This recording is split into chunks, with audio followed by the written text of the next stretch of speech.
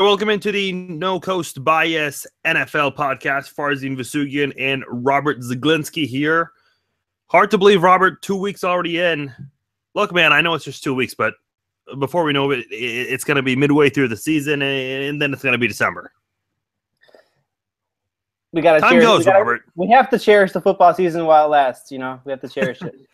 Well, look, I mean, there's so much going on too in the moment, so I hope people are enjoying football because, and let me just say this, I know a lot of people focus on just their team, but I urge people, watch the Thursday, Sunday, and Monday night games because odds are, as we've seen so far in 2 weeks, odds are in one of those three games, something big happens. Something just crazy happens. We saw Sunday night what happened with the Giants, and then Thursday night, just a crazy ending with the Chiefs and Broncos game, which we'll get into in a moment. But I hope people are watching these primetime games because not all of them are going to be a home run game. Some of them might be a swing and a miss, but they're all they have crazy scripts. It feels like a movie in these games sometimes. Not all of them are marquee, but like you're saying, if it's a matchup between at least two decent football teams, it feels like there's always some kind of dramatic swing or something in the fourth quarter happens or a player or some kind of unlikely hero. I mean, that's why we watch football. So I completely agree with you. There's something's always happening. Something always fun is happening. Yeah, and it's been crazy, and the ratings have been through the roof. So we'll get into all of that in just a moment. So much to get into. Robert, 2-0 teams, 9 of them are 2-0, and the 9 0-2 teams. We'll get into those later. And then Peyton Manning, not looking too hot, just a completely different Peyton Manning. But first, we'll start off with Tony Romo and the Dallas Cowboys, a mess there down south. I don't even know where to begin with this one. Tony Romo, well, first off, Des Bryant was out with a foot injury. 4 to 6 weeks he's out. Now Romo suffers a broken left clavicle, which that's crucial, not just in sports, but in life too, for a person to have that. Pro Football Talk estimated he'll be out 8 weeks. Romo tweeted he does not need surgery. As we said, Cowboys already without Dez, so the injury bug flying very well in Dallas. So what's the solution? The governor of Texas wanted Tim Tebow. However, the Cowboys just earlier today, before we began recording this, acquired Matt Castle in a trade for a 5th-round pick. So Matt Castle continuing his rounds in the NFL, going now from Buffalo to Dallas. Terrell Owens earlier today, he's been doing a lot of blogging. He said that the Cowboys should reach out to him. His agent actually contacted the Cowboys. No story on that yet. I don't know. Matt Castle to Terrell Owens for the game-winning touchdown to clinch the NFC East. Does that sound? Here's the thing: they're 2-0, but and again, we'll get into the 2-0 teams later. But it feels like they're 0-2 because of these injuries. I mean, these injuries are overshadowing the team's success right now.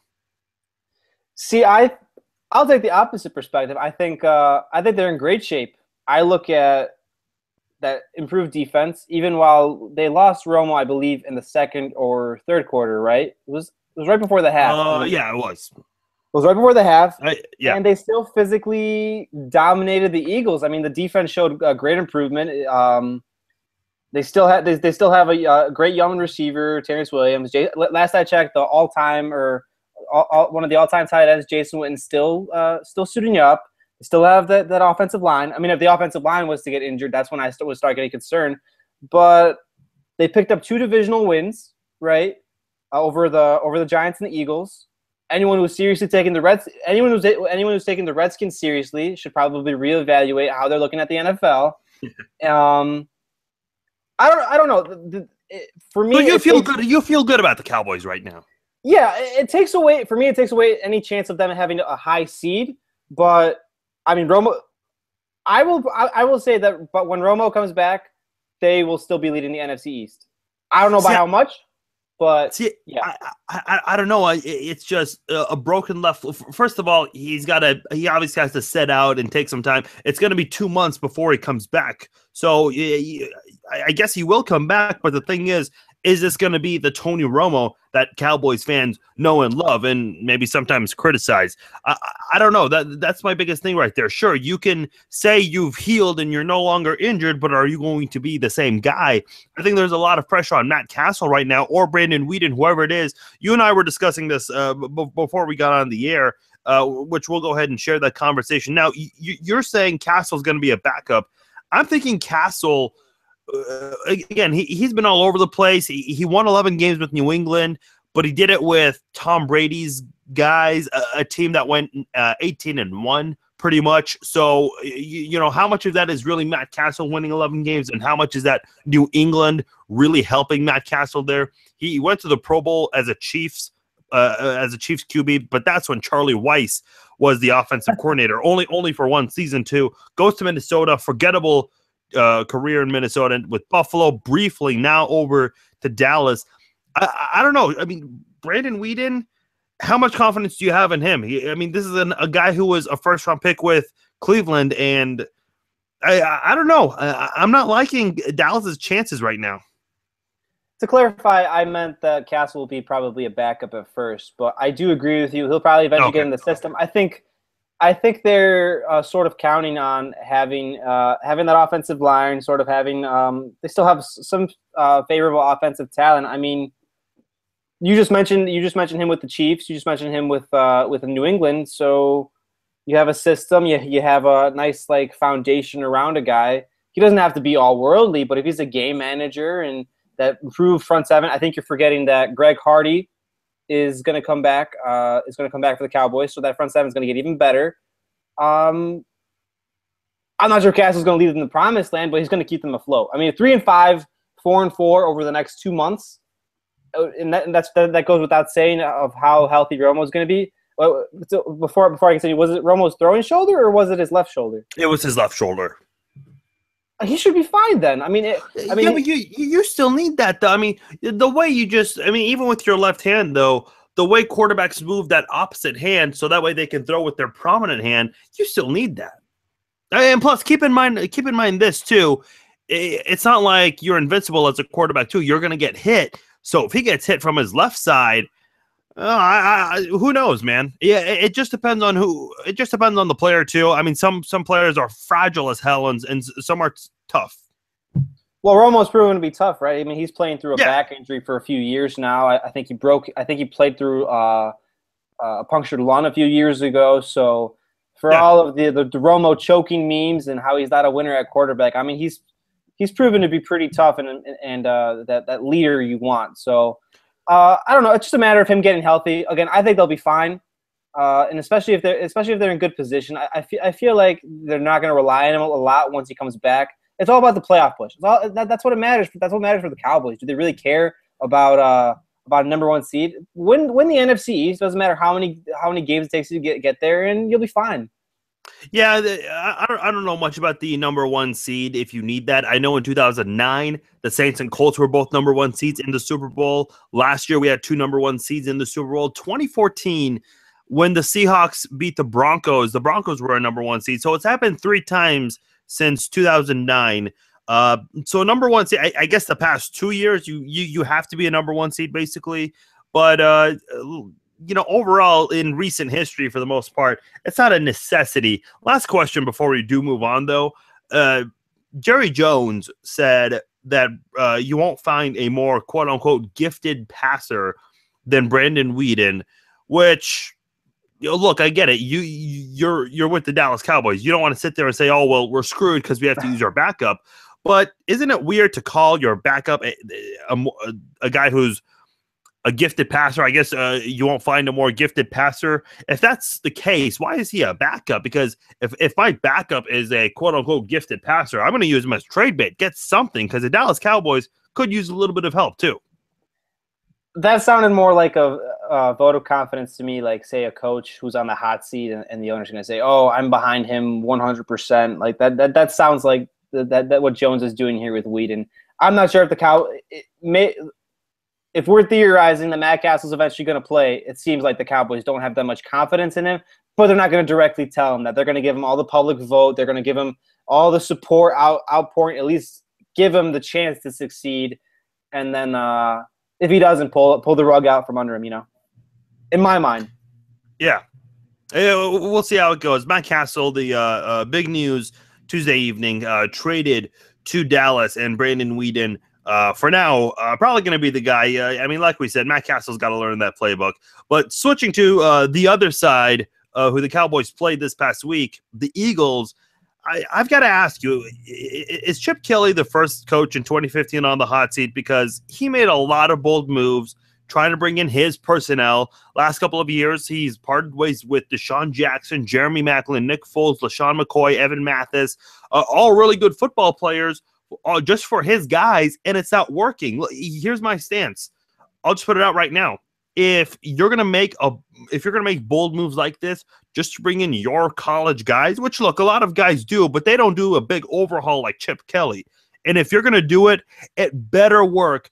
Otherwise, I think you're on the hot seat. I think Chip Kelly right now has to be dealing with a lot of questions that he doesn't want to be answering in those press conferences, and with his owner, Jeffrey Lurie. I feel like there's tremendous pressure in Philadelphia right now, but as we've say at the beginning of every of these past two podcasts, it's still only 2 weeks in, so there's still time technically for these young players that he's brought in and these guys he's brought in to grow into his system and to actually start making plays like they haven't been. But I wasn't a big fan of the Chip Kelly hire to begin with, and his recent egomaniacal mad scientist work he's done with his roster, I feel like only validates my concerns for Philadelphia originally hiring him. I mean, they've always had a gimmicky offense, and he's added players from Oregon that weren't as successful as opposed to actual NFL talent, getting rid of actual NFL talent like you mentioned. LaShawn McCoy, a former Pro Bowl running back. Jeremy Maclin, borderline Pro Bowl receiver. Evan Mathis, a Pro Bowl guard. Deshaun Jackson, one of the most explosive receivers in the league. And he even got rid of Nick Foles, who even while isn't the most solid quarterback, right? He got the job done. He got the job done as opposed to Sam Bradford, who looks absolutely dreadful right now. Yeah. Yeah, I don't know. It's hard because, look, Philadelphia had some of the greatest players there on offense. So many great guys. And by the way, LaShawn McCoy, he's not letting this go either. I think it was in week 1 where he had that photo, the Chip Kelly released guys, basically. So there's a lot of bad blood there in Philadelphia, and I can understand why, because Philadelphia really did have a good offense. I know even Mike Vick, when he was there at one point under Andy Reid, that was still a good offense that was functioning with Deshaun Jackson and Jeremy Maclin. And then when Jackson left, Maclin really turned into a really good wideout. I was a little surprised he didn't make the Pro Bowl last year for the Eagles. So this is really just a team that's falling apart offensively. I don't know if you have any other thoughts on this, but look, I would not want to be Chip Kelly, because I think in the next 4 months, Lurie's going to really come close to making a decision and possibly look for a new coach. Tell me if you agree with me that the Oregon offense, the Kelly offense, is a gimmick. It is destined, regardless of talent, especially if you bring in your own underwhelming talent that's not as good as the ones you overhauled it with. It's a gimmick offense that's destined to fail ultimately against a team that will have a good defense and a balanced running game and a physical defense. Tell me if you disagree. No, I do agree with you on those fronts. It's just, the thing is, like I said earlier too, coaches, if someone goes to the NFL or goes to another team, they'll bring in maybe the quarterback or maybe the guy who was also the offensive coordinator of that college team. But this is something else. I mean, we've never seen this gigantic of an overhaul. I don't know if you can recall a coach who tried to literally bring in every single person he knew from his past, his previous job. I think Jimmy Johnson did that when he first started up with the Cowboys, bringing in all these guys from the U. But in recent memory, no, I don't see anybody like that. Let's stick with the NFC and go to the Seahawks. Hey, like I teased earlier, we do have a lot of 0-2 teams to discuss. We'll talk about which teams will bounce back. But for now, let's just discuss this 0-2 disastrous start for the Seahawks. The first week losing to the Rams, one of the upsets in week 1. Then you play the Green Bay Packers at Lambeau Field, which is a difficult task because Aaron Rodgers has not thrown an interception at home in forever. So that tells you just how good Green Bay is at home. But still, for Seattle to go 0-2, we've seen some surprising and disappointing starts to a season. We've never seen this. If someone told me Seattle and Indianapolis would start 0-2, I would have said absolutely no way, especially Seattle. But it looks like the impossible has been done right now. 0-2, historically, not a good sign for teams. Only 11% of the teams that start 0-2 end up making the playoffs. A lot's got to be done, and look, that Cam Chancellor storyline just continues to get more interesting for Seattle. For me, the biggest concern with Seattle is because I'm still in the boat that they're eventually going to right the ship. Is not even Cam Chancellor. It's the Jimmy Graham.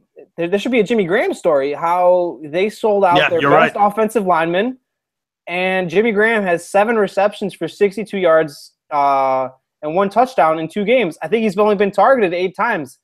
They sold out their best offensive lineman for a Pro Bowl tight end, and they're not even using him. And then you look at the rest of their offense, because the defense, even without Chancellor, performed pretty admirably. Would you disagree, against the best quarterback in the league? But the offense just, I mean, Marshawn Lynch hasn't gotten it going. Russell Wilson with the read option. I mean, it's hit and miss, and then they can't even use their best pass catcher. So for me, with Seattle, their and I think it comes back to their offensive line too. That's what concerns me more. I mean, Cam Chancellor, he's winning big. He's going to eventually be back, but how do they fix this offense? Yeah, this offense is certainly a surprise. And look, I think you and I both disagree. Seattle is not going to go 0-16. They're going to start winning football games. But to see them in this kind of a predicament right now early in the season, it makes you wonder what happened. I mean, did that interception in the Super Bowl at the 1-yard line, did that really deflate their confidence? That bad, no pun intended, by the way, with who they lost to in the Super Bowl. But did that really just hurt them that badly? Because ever since that interception, it's been downhill. I mean, the offseason was a great one for Seattle.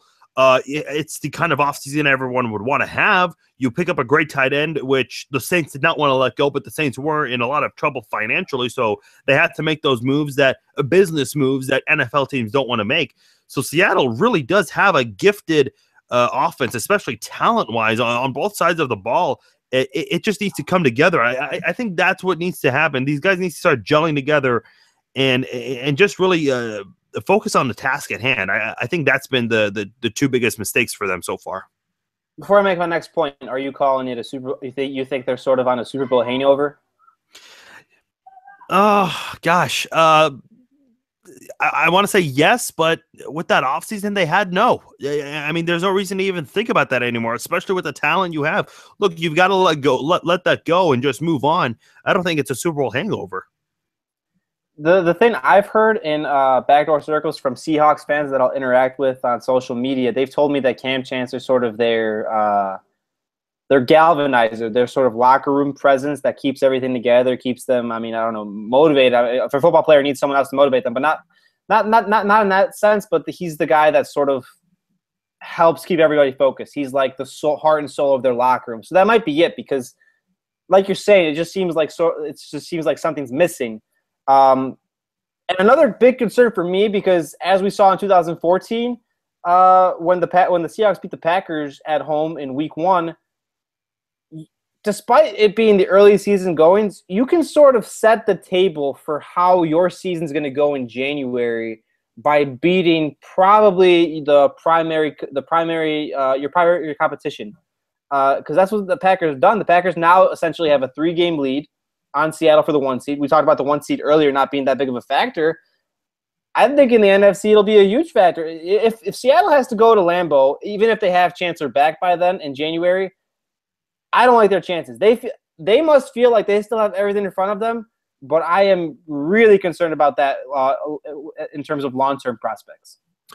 2-0 in the NFC West, Arizona Cardinals, 0-2 the Seattle Seahawks. So the Seattle Seahawks, they've got to pick it up and bounce back quickly, because For them, it's not being a wild card team. They want that home field. Of course, they've got one of the loudest fans. I know they dropped the 12th man, they're just part of their franchise, but they want that because they do have one of the loudest stadiums in the NFL. So Seattle off to a crazy 0-2 start.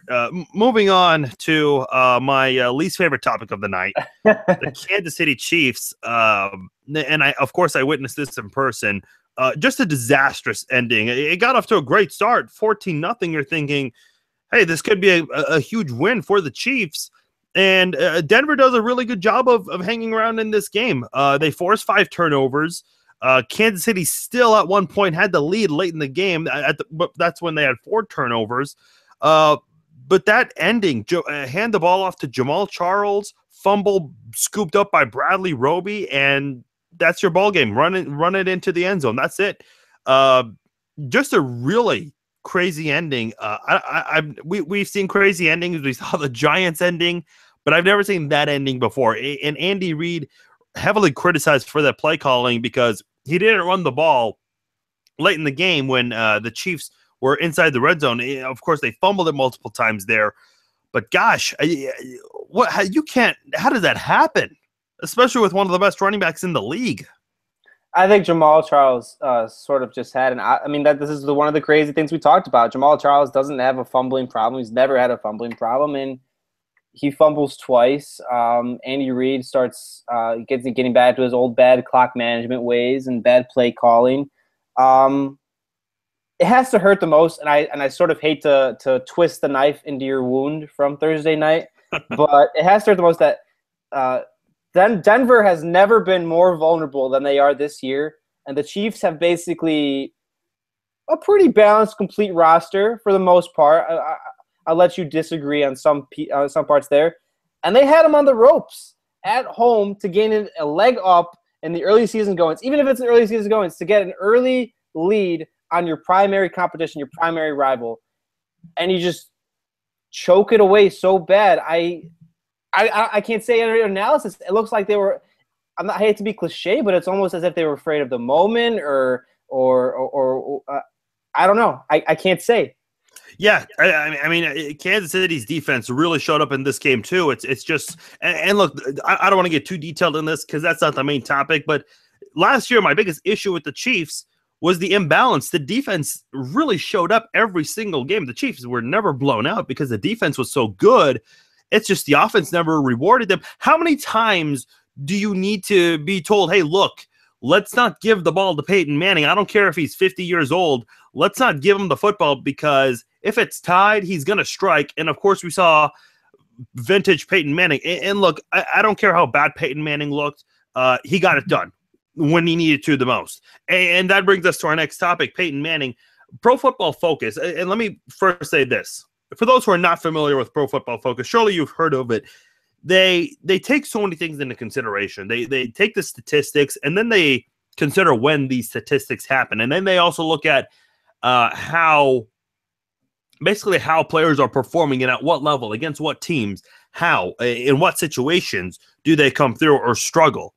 Peyton Manning is the worst rated starting quarterback by Pro Football Focus, and Andrew Luck is right behind him for being one of the worst. This is weird. Peyton Manning, I guess from a rating standpoint, the worst quarterback right now, but does that even matter? Because Denver's 2-0. The defense is clearly the MVP. They are picking up this team right now. Does it matter to you that a team that has Peyton Manning as their quarterback, they're winning because of the defense and not so much Peyton Manning? Or will this come back to haunt the Broncos eventually? It points to a better balance than they've had in recent years, that they don't need Peyton to be the guy that throws 4 or 5 touchdowns every game anymore. But I still feel it eventually hurts them. I mean, he still has to be able to play well, to play within the rhythm and throw at least a couple scores a game. I think they found something, though. I mean, they figured out. I don't know how the coaching staff wouldn't see this earlier. Peyton is a guy that his entire career has worked out of the shotgun. with 3 wide receivers, no huddle, where he has everybody adjust and everybody knows all the calls and slights. He yells Omaha 50 times a game, too. Yeah, he yells Omaha 50 times a game, yeah.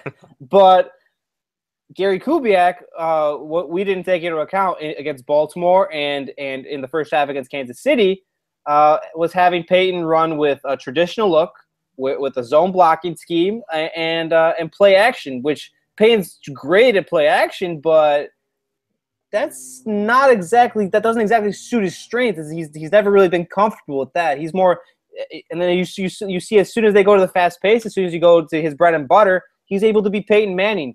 The dilemma I think for them is can he do that consistently? If they were to go back and transition that offense, can he do that consistently? And does it take away from the defense because they're on the field more? Yeah, and look, I think the old cliche goes, winning ugly is still a pretty win. Wins in the NFL are not easy, so they'll take it 2-0. And here's my thing about football is 16 games is not a lot. One game feels like a 7-game losing streak in baseball. You lose a game, I mean, it feels like the world's coming to an end. That's why football is such a crazy sport. Being that we're already 1/8 through the season, this is crucial to be 2-0. So much was made of Peyton Manning and his age and how he finished 2014 and how he's getting old and banged up.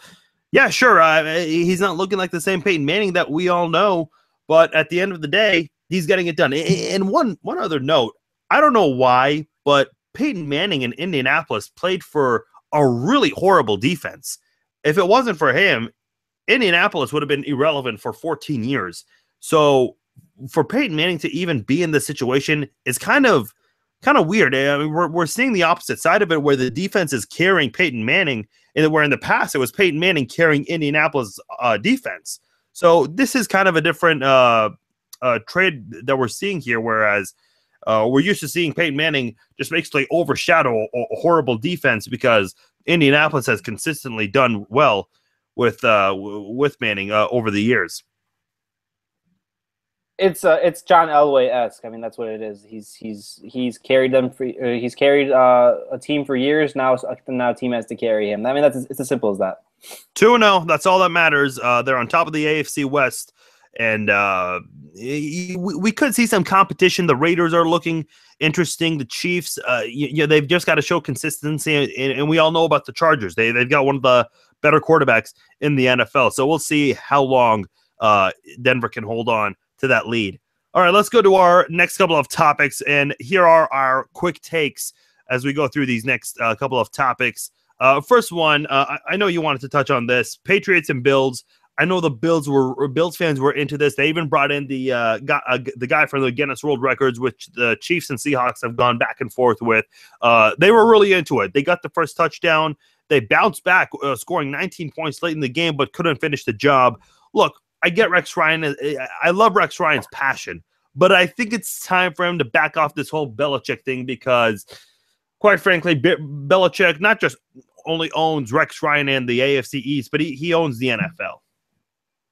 Belichick is the best coach in the league. If you're gonna bark up his tree, he's gonna embarrass you. I mean, the Bills' defense is one of the best in the league, and Belichick had Brady carve them up like they were the Bears' defense, for example. So, I mean, the Bills have a ways to go. They're still going to be a good team. This was a measuring stick for them. It shows them where they stand, but I think they're in the playoff hunt. It's just that Rex Ryan needs to calm him down and keep a little perspective, you know. Yeah, and look, they've shown signs of being able to compete, so there are good signs ahead for this Buffalo Bills team under Rex Ryan. Jason Pierre-Paul, we touched on this a couple of months ago, Robert. He's filing for grievance against the Giants because there's been a crazy situation. He was franchise tagged, set to earn a new deal, but of course the fireworks accident on the 4th of July, we heard that he lost the tip of his thumb. I don't know if you've had a chance to see the picture. It is a little gruesome. But again, just to recap, we were told the tip of his thumb was gone.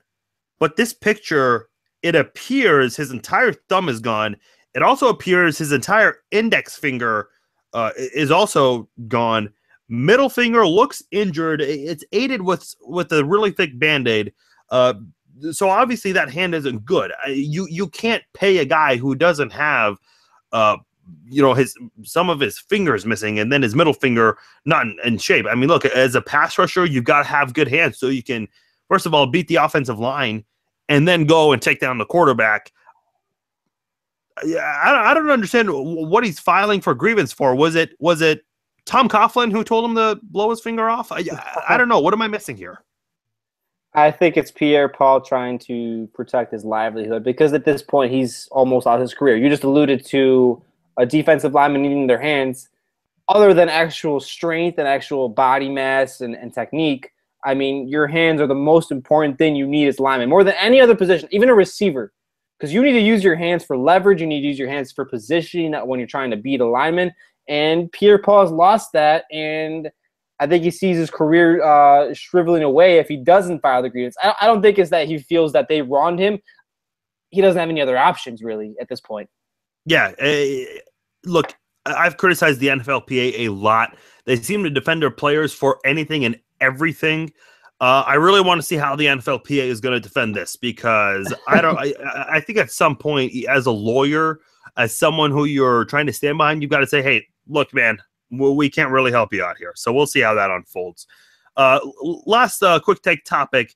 Something that I noticed, the NFL recently seems to be giving the same teams primetime games. Green Bay is going to have 2 straight primetime games. They just had Sunday Night Football against Seattle, and they're going to play Kansas City on Monday Night Football, both at home.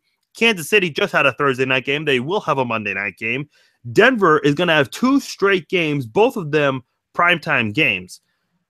Can we spread these games out a little bit? I mean, look, the point of Thursday Night Football being every week is so every team can be involved in a primetime game. Now, not every team is going to have a home primetime game, but can we spread these games out a little bit? I get Green Bay is really good. I get Kansas City and Denver are good.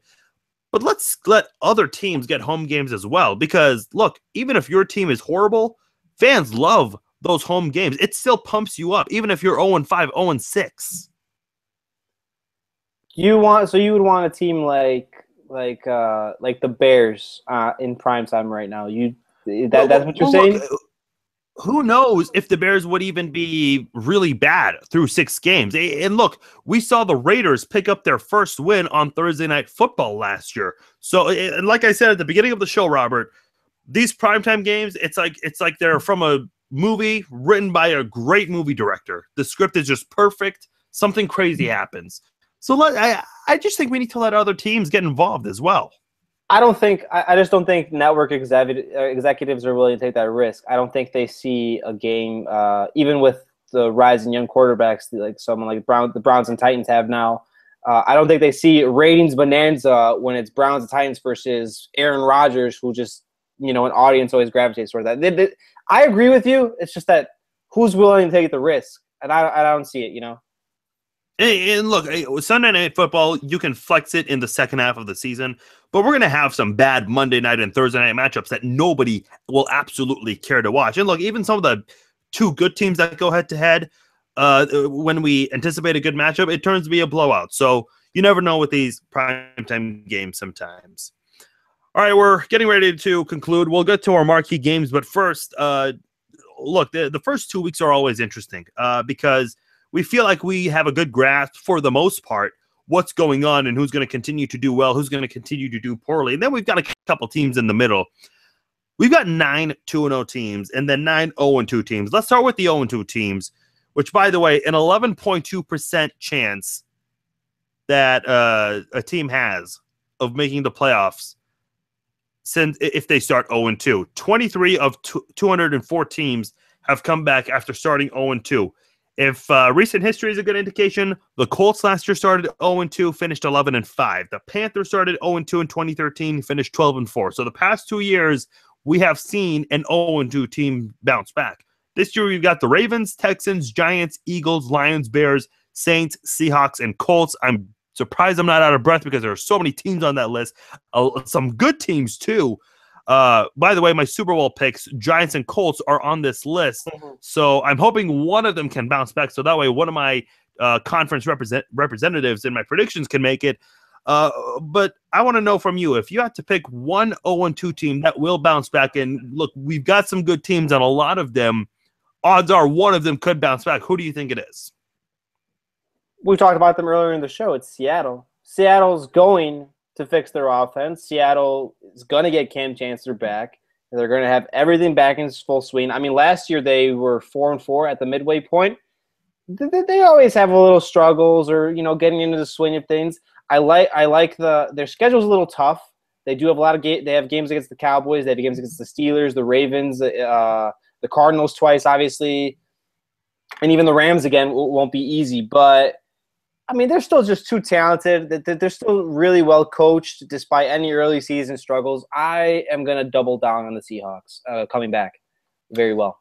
I'm going to go with the Colts. Like I said, I had them going to the Super Bowl, so I want to see. I mean, there's a reason why I picked them. I think there's so much talent with Andrew Luck. And look, Peyton Manning, I think, is being compared to him. Part of the reason is because he is replacing Peyton Manning, but this is a guy who can make anybody look good. I know T.Y. Hilton's got to step up a little bit. He looked really awful, by the way, on Monday Night Football against the Jets. Those giveaways right there, 5 of them. I think Andrew Luck contributed to 4 of them, 3 interceptions and a fumble. Darrelle Revis had a field day for himself against the Colts. If you could pick a second team, and I would normally not ask this, but because there are so many 0-2 teams and a lot of good 0-2 teams, you're saying the Seahawks, I'm saying the Colts. Who would you pick as another 0-2 team if you think there is another one that could go in? The Ravens, despite their struggles, I mean, they lost Derek Carr, who shredded them apart, but I still, they're my Super Bowl pick, so I sort of have to double down on them as well. Joe Flacco, for what people they don't I feel like they don't respect him enough. He's in my mind, he's at least a top 12, top 13 quarterback. That's enough in this league. They still have a really good offensive line, as I've alluded to in the past, and they still have a pretty good front seven. Their secondary struggled a bit against the Raiders, but I still think they have more than enough to win to win at least 9 to 10 games, maybe more than that. Just to kind of go over a couple of these 0-2 teams. By the way, mine would be the Seahawks. I do agree with you. I think we will see 2 0-2 teams make the playoffs. There's no way Seattle doesn't make the playoffs. I think they've got to make it. Before you say something, I want to intercede that statistic of 0-2 teams. Most of the reason it's 11% is because most of the 0-2 teams are just bad teams. While sometimes a good team starts 0-2, and they're the ones that make up that 11%. But most that start 0-2 are actually just really, really bad. So there's that point. But continue. Sorry. You touched on the Ravens and then the Texans. Look, you can mention J.J. Watt as many times as you want. That offense still has to be there too. And, Ryan Mallett, Brian Hoyer. I mean, right now it's Mallett. We've never seen a quarterback change after week 1 unless there was an injury involved. So I think Houston's offense is in disarray right now. The Giants, look, I think the talent's there on paper, especially once Victor Cruz gets back. But even right now with Eli Manning and Odell Beckham Jr., I mean, Odell Beckham Jr. is not looking like what he was his rookie season. The Eagles, we touched on them. No reason to get too detailed there. Lions, not looking good for Matthew Stafford. The Bears, I know you could go on about this. Jay Cutler. And look, the talent's there with Chicago too, but I think that's another team where there is a lot of talent and it's just not coming together. And then the Saints, we haven't touched on this much, but Drew Brees, gosh, not only does he look different, but now he's hurt right now. And of course, we mentioned earlier Jimmy Graham no longer with the Saints, with the Seahawks now. In Atlanta, it looks like they're going to pull away with a division that was extremely weak last year. Just tough to see some of these teams. Some really good players that are suffering through this right now. I've never seen this many 0-2 teams. A good team start off 0-2. Yep, I mean that's the nature of the beast. The NFL will have. I think there's a statistic that there will always be there's been 5 or 6 new playoff teams the past decade every year. So, I mean, in the NFL, you have to adjust. You have to adjust your roster, and you got to be ready every week. That's as simple as that. Let's move on to the 2-0 teams because odds are not all of them are going to make it. A majority of the time, 2-0 teams are able to finish, but we still do see collapses from time to time. The Patriots, Bengals, Broncos, Cowboys, Packers, Falcons, Panthers, Cardinals, and Jets. First of all, before I say which team I think will fall apart, let's give props to the Falcons and the Jets. I mean, they've really turned around from last year. Both Todd Bowles for the Jets and Dan Quinn for the Falcons. I mean, those guys right now are your leaders, lead candidates for Coach of the Year. Just generally goes to a coach who's really turned a team around. Sometimes it'll go to a coach that just dominates, but this year, Bowles and Quinn, really impressive job. Those two teams are on pace for the best turnaround from a year ago. As far as a team that I don't think will make it, I think the Cowboys right now are such a popular pick because of the injuries going on with Des Bryant and Tony Romo and some uncertainty under center right now with Castle and Whedon. I don't know. I'm kind of curious about the Panthers. I'm not too high on the Panthers. I really do like Cam Newton, but especially with the loss of Kelvin Benjamin, I think this is a football team that's going to be trying to compete with Atlanta, and I think Atlanta's going to pull away in that division. And look, we saw Carolina. They finished under 500 and made the playoffs. You can't do that 2 years in a row, especially with the Falcons showing signs of possibly finishing above 500 this time. I will say the Bengals simply because of we mean collapse by they will make the postseason, I assume. Yeah, right? Correct. Okay, so yeah. I don't think the Bengals will make the playoffs simply because they're in the same division as the Steelers and the Ravens. I think the Steelers and Ravens are just better teams. I like the Bengals roster. It's a talented roster. It comes together for the most part, but I just don't see them lasting all the way through the season as opposed to their top division competitors. I really like Andy Dalton. You can't say anything bad about him, but gosh, for him to get that mega contract, and I don't have the figure in front of me, but for him to get that kind of a deal and not win a postseason game, there's a meme of Tim Tebow of him laughing and saying, "Hey, look, even I have a postseason win." It's one of those things where for the Bengals, you've got to. If you're Andy Dalton, you've got to win a postseason game. That's simple. You've got to. I think they gave it a fail-safe where none of the years are guaranteed. But still, yeah, if you give a quarterback $100 million, he should at least come through for you when it matters most. But yeah. Farzin, Vousoghian, and Robert Zeglinski here with you. Before we move on to our marquee games, Robert, tell me what you've got going on NoCoastBias.com. What pieces do you have that have been up lately for fans to check out?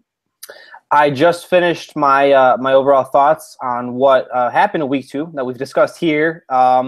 And I have a thought opinion piece coming up on Adrian Peterson's return, air quotes, necessary. So, and then I also have my weekly picks. I add a little humor and spice to those. If you like reading, if you like reading like funny things, that's the place for you. All right, there you go. I just recently released the 2015 NFL 1/8 season award. So we're 1/8 through the season. I gave out some awards there. Before we get into our marquee games, I gave my MVP to Carson Palmer because he bounced back. Arizona went 3-4 after that. I think it showed you how important Carson Palmer was to that football team. Do you agree Palmer is the MVP? Because I was really close to giving it to Brady. I would have Palmer 2, and I would have Brady 1. So I will disagree that he is the MVP. He might be the runner-up. But Brady has been unreal these first 2 games. He looks better than ever. That offense is clicking on all cylinders. He just tore apart one of the best defenses in the league. And the Patriots look like the class of the AFC. And it's because of Brady. Yeah. Yeah. So, it's crazy because a week before the season, he was facing a 4-game suspension. And then later that day, he finds out he's going to play. Right now has, I think, 7 touchdowns, no picks, 754 yards, and leading the NFL in all those categories, as well as first down passes. So really just a crazy turn of events this month for Tom Brady. Just huge to see that for the Patriots. Let's move on now as we conclude the show. Our 4 marquee games of the week. We've got Falcons, Cowboys, Chargers, Vikings, Bengals, Ravens, and then Chiefs, Packers on Monday night. Robert, I'll let you start off. Pick a game and tell me why you think it's going to be important for the NFL this week. I will go with Bengals and Ravens. I feel if the Ravens are going to start their comeback that I think they're going to start, it has to happen now. It's a divisional game. It's an important divisional game against a team that has sort of exercised their demons against them for the most part, and I think the Ravens find a way. I think they get off the schneid and start the comeback. Start digging their way out of their hole. I'll pick the Ravens over the Bengals. See, the Falcons and Cowboys is so interesting to me because they're both 2-0. I think it would have been very intriguing if Tony Romo was still healthy. But this goes from 2-0 teams to a Falcons team that's making a comeback, while the Cowboys are dealing with multiple backup quarterbacks who maybe both of them see time in this game. I don't know. What we do know is there is a backup quarterback who will start for the Cowboys this week. And both of them are trying to build gaps in the division. When you start 2-0 like this, you need to separate yourself from the rest of the pack. I mean, that's the point. And then eventually you try to go for that number 1 seed because home field is obviously huge in the NFL. Look, I kind of said it earlier, so no surprise for me, but I've got to go with the Falcons. I'm not too confident with Dallas's quarterback situation. And look, maybe Brandon Weeden shows up and proves that there was a reason why the Browns took him in the first round, and that he wasn't used properly in Cleveland. I don't know. But for now, there are no signs of that. I've got to go with Atlanta. Fair enough. Another game, I will since you're the Chiefs aficionado, you can talk about that. But with Chargers and the Vikings, both 1-1 in very competitive divisions, this is a tough one for me because Chargers have no semblance of a defense, first of all. But I'm not totally sold on the Vikings. I like what the Vikings are building. I like what they have defensively. But they really just – it feels like they just really beat up on a bad Lions team with injured Matthew Stafford. I've never really been a fan of Teddy Bridgewater. I'll have to go Vikings. I'll still have to go Vikings, though. They're at home. They can take advantage of a bad Chargers secondary that really has no pass rush to support it. Philip, it feels like it might be a shootout, but I'll go Vikings. See, I really like that Vikings team. I think there's talent there. I'm really surprised that they haven't been doing well to start off the season because I think they could finish as one of the better teams in the NFC. But last game that we have as our marquee game, Monday Night Football to wrap up Week 3, Chiefs at Packers. Chiefs, just a huge mishap that they need to recover from. And it's a tall order to try and recover because you're going to face the Packers on the road. And Aaron Rodgers, this comes from FoxSports.com. Rodgers' statistics at home, really good. He had a 133.2 passer rating and 25 touchdowns, no interceptions all of last year at home, in which the Packers won all 8 home games. And they scored the NFL's best 38.2 points per game. So, I mean, this is a team that really knows how to roll with the football. Rodgers' last interception, do you have the date in front of you, or do you want to guess it? I don't have the exact date. November 2012? Yes, November 2012. It was actually the first week, December 2012. And I'm kind of curious. I'm looking this up right now because normally I don't look things up during the show. But I really do you recall who we played in that game? This will be another guess because I have to look it up. This will be another guess. Was it the Bears? I feel like that's what you're trying to prenup up. I mean, was it the Bears? Oh, I don't know. It could be. I don't know if it's your Bears or not, but I'm looking right now through this. But before we get there, though, how do you go that long without throwing an interception at home? I mean, look, it's one thing to not throw an interception for a long period of time, but to not do it on your own home floor for a long period of time, I mean, that really says something about Aaron Rodgers. He's the most efficient, intelligent quarterback in the NFL we have, and he's so tough to even get a hand on, to even pressure him. So, I mean, it's surprising, but then again, it's not. When it's all said and done, he's probably one of the best quarterbacks ever to play the game, and these are the kinds of things that people bring up, that he didn't throw a pick at home for 3 years almost. Yeah, and look, I mean, that's the thing that fans love when they see their own home team on the field. You want to limit those takeaways so the fans have something good to see out there. I will say this: I think Kansas City can force a turnover because I really love the defense. Their Marcus Peters looking really good. I still have Green Bay winning this football game because look, it's Green Bay at home. How are you going to pick against Green Bay at home? But I think Kansas City can make a competition out of this. But for the most part, there's just no way you can pick against.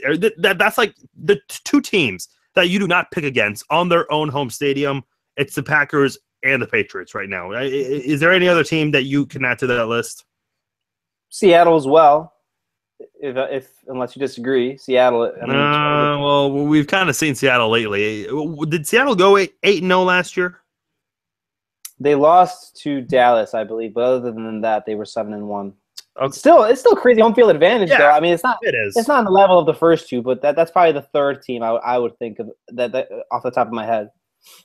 All right. Well, we stalled for such a long time. I finally pulled it up after my computer decided to cooperate. It is an NFC North team, Robert, but it was not the Bears. It was the Vikings, 23-14. That's the last time he threw an interception. That's crazy. I mean, look, I don't know how he does that. I don't know if he's human, but props to Aaron Rodgers because that's really good. Like I said, fans hate seeing takeaways, or giveaways, I should say. So for Green Bay fans, they have not witnessed an Aaron Rodgers interception in a long time. So good for them. Yeah, good for them. As a Bears fan, really good for them. All right, that'll do it for this edition of No Coast Bias NFL Podcast. Farzin, Vousoghian, and Robert Zeglinski. Check us out on nocoastbias.com. Robert's got his articles on there, as do I. So be sure you check that out, as well as other articles on nocoastbias.com. Until then, we will talk to you next week. Take care.